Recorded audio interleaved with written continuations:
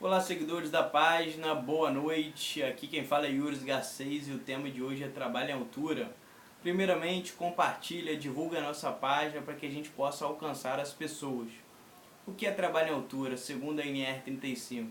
É todo trabalho realizado acima de 2 metros do nível inferior do solo, onde haja risco de queda. Mas nem sempre foi assim, tá? Antes de 2012, 23 de março de 2012, não existia a NR35. Ela foi publicada nesse ano. As empresas apoiavam-se na NR34, a NR que fala sobre construção e reparação naval. Lá vem dizendo que qualquer diferença de solo é considerado trabalho em altura. Isso gerava bastante dúvida, era complexo. Porque se você subir em uma cadeira, é considerado trabalho em altura. Veio a NR35 para dar uma definição, para lapidar a informação quanto a trabalho em altura. Então é todo trabalho realizado acima de 2 metros do nível inferior. Entenda o que é nível inferior. Quando seus pés ultrapassam 2 metros de altura, havendo risco de queda, considera-se trabalho em altura. Não quando a sua cabeça ultrapassa 2 metros de altura. Ok? Você deve se perguntar, quais são os deveres do empregador? Quais são os deveres do empregado, né? O seu dever.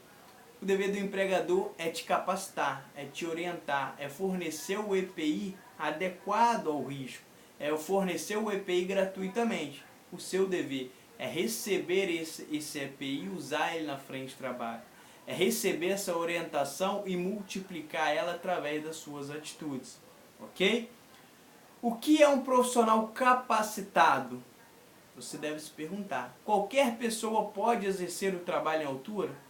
Não, não é qualquer pessoa. Você precisa ter um ASO, Atestado de Saúde Ocupacional. E nesse ASO tem que estar apto. No ASO, você passa por alguns exames específicos aonde vai te dar o apto. A partir do momento que você tem um apto, você pode ser submetido a um treinamento, que é a capacitação. Ok? Segundo a NR35, capacitado é todo profissional que foi submetido ao curso teórico e prático de no mínimo 8 horas com avaliação no final, válido por 2 anos, ou seja, bienal por 2 anos.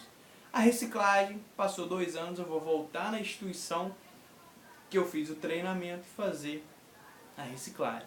Existe uma ressalva para a reciclagem, ok? Existe uma situação dentro da NR35 que fala que o profissional deve reciclar o treinamento novamente antes do vencimento em algumas situações. Quais situações são essas? Mudança de normas e procedimentos. Você vai ter que voltar a fazer o treinamento antes do vencimento. Mudança de empresa, retorno ao afastamento por um período superior a 90 dias e má conduta do colaborador. Esses 4 itens faz com que o colaborador faça o treinamento novamente. Então lembrando, você precisa ser habilitado, ter um ASO e ser capacitado para poder exercer a sua função. Isso não é o suficiente somente esses 2 itens para você fazer o trabalho em altura. No ato, né, de você exercer o trabalho em altura, você precisa aferir a pressão. Tá? Momentos antes de exercer o trabalho em altura, você precisa aferir sua pressão para saber se ela está alta. Profissionais com pressão alta não podem exercer o trabalho em altura. Imagina você fazer esforço físico para fazer uma ascensão e a sua pressão já está alta. Cara, ela vai subir mais ainda. Então eu costumo aconselhar que pressão até 14/9, você pode exercer o trabalho em altura, acima disso não é aconselhável. Então passa por um profissional de saúde e afere a pressão. Ok?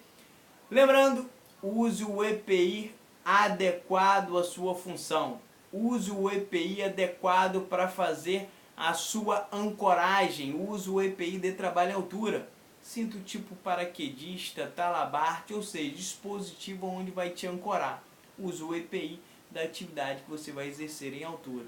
Lembrando, o risco de trabalho em altura é de queda, mas você também tem um risco da atividade que vai ser exercida. Outra coisa, isole a área, né? Use o tal do EPC, às vezes você nunca ouviu falar, equipamento de proteção coletivo. isola a área para que nenhuma ferramenta venha cair sobre um profissional, ok? Coloca lá uma plaquinha, trabalho em altura. É importante você isolar a área. Então você precisa usar o EPI e usar o EPC. Lembrando, se você vai executar um trabalho em altura, toda ferramenta em altura ela tem que estar amarrada ou dentro de uma bolsa para que ela não venha a cair, tá bom? Então amarre essa ferramenta, então deixa ela dentro de uma bolsa. Eu não sei qual o tipo de trabalho que você vai exercer, você vai, vou trabalhar sobre um telhado, vou trabalhar sobre um andaime, vou trabalhar em cima de uma passarela. Para cada tipo de trabalho um critério diferente, ok? Documentação para trabalho em altura. Você precisa ter em mãos PT, você precisa fazer uma APR, você precisa fazer um planejamento de resgate. A PT pode ser emitida pelo técnico de segurança ou pelo profissional responsável. Análise de risco, né, que é análise preliminar de risco, existem algumas empresas que é a ART, análise de risco da tarefa, perdão, tá gente? E o planejamento de resgate. Esse planejamento de resgate tem que ser feito por um profissional qualificado. Qual profissional é esse? Um profissional de acesso por corda nível 3. A gente costuma dizer que ele é o nível 3 porque ele é supervisor de resgate, ou seja, supervisor de escalada, ok? Então ele é o responsável pelo resgate. A NR fala que tem que ter um vigia para observar a atividade e tem que ter um planejamento de resgate. Esse cara vai planejar como ele vai te tirar de lá, quais os acessórios que ele vai usar uma STR, uma CAD, um colar cervical, vai te tirar na tirolesa, vai fazer um rapel. Esse cara vai arrumar um jeito de tirar você de lá do sinistro se você vier a passar mal ou ocorrer um acidente, ok? Então vamos preencher os documentos, vamos fazer o documento correto, tá? Você tem um direito de recusa segundo a ANR, a partir do momento que existe um risco, a empresa não consegue te proteger desse risco, você tem um direito de recusa. Tanto você que vai executar, quanto seus amigos que vão estar junto com você. Então você tem um direito de recusa, tá bom? Existe um item dentro da ANR que fala sobre a questão de condições impeditivas para realizar o trabalho em altura. Que condições são essas? As condições meteorológicas. Ventos superiores a 40 km por hora ou convertida em 21,6 nós.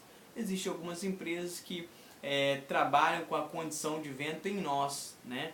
Não em quilômetros. Então, 21,6 nós. Chuva, trovoada, pouca iluminação, às vezes você vai exercer um trabalho em altura durante a noite, né? Trabalho noturno, você tem que ter uma boa visibilidade.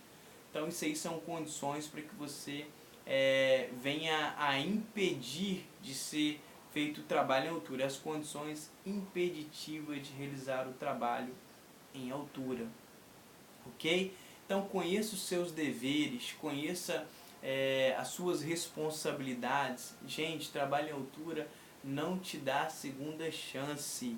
Usa o talabarte da forma correta, se ancora, tá? Não faça uma ancoragem mal feita, procure informações, ok? Vamos lá, deixa eu ver se eu lembrei de tudo. Falei o que é trabalho em altura, responsabilidade do empregador, capacitação e treinamento, documentação, aferir a pressão e o planejamento de resgate. Todo o trabalho ele tem que ser muito bem planejado, tem que ser organizado para depois ser executado, ok? Então lembra, o que é importante para me executar essa tarefa? Vamos organizar isso aí. Quais são as pessoas que vão estar envolvidas? Gente, nesse planejamento você tem que entender qual a altura que você está do solo, quais atividades estão feitas adjacentes, ok? Existem atividades conflitantes? Existe o risco eminente de uma atividade me afetar ao lado, em cima, embaixo, ou existe o risco de eu afetar um profissional do lado? Então isso tudo tem que ser avaliado, ok? Então galera, isso aqui é um briefing de trabalho em altura. Se eu for falar de trabalho em altura a fundo mesmo, 8 horas é pouco, ok? Muito obrigado, boa noite, compartilha!